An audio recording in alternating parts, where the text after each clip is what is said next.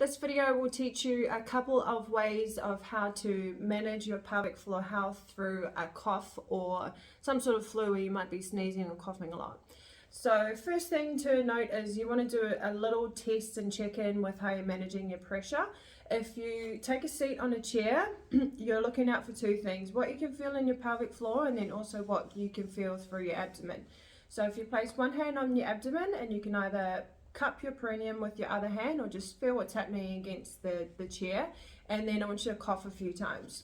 So if you're watching my abdomen here,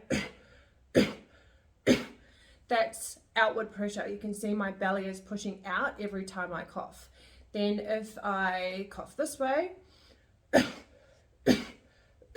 you can see my abdomen is drawing in and up every time I cough. So we've got two things happening here. In the first example, where your belly is pushing out, you probably also feel your pelvic floor pressing down against your chair, and this is quite a sudden increase in pressure inside the abdomen when we cough. So if that's happening coming out and down, then that's outward pressure on your abdominal wall, and that's downward pressure quickly happening against your pelvic floor. These are the women who will often complain that with a prolonged cough, their pelvic floor is getting really weak, or they might have problems with leaking, especially on coughing or sneezing.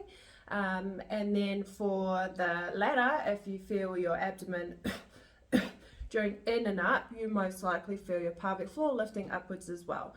These women probably don't have as much of an occurrence with pelvic floor weakness or leaking through a cough or through a flu.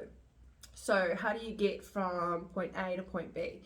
You can do something called the knack. So every time you are about to cough or sneeze, you perform what's called the knack. So just going back to my video that I posted a couple days ago, if you haven't watched that, you can go back and watch that, about how to do a Kegel.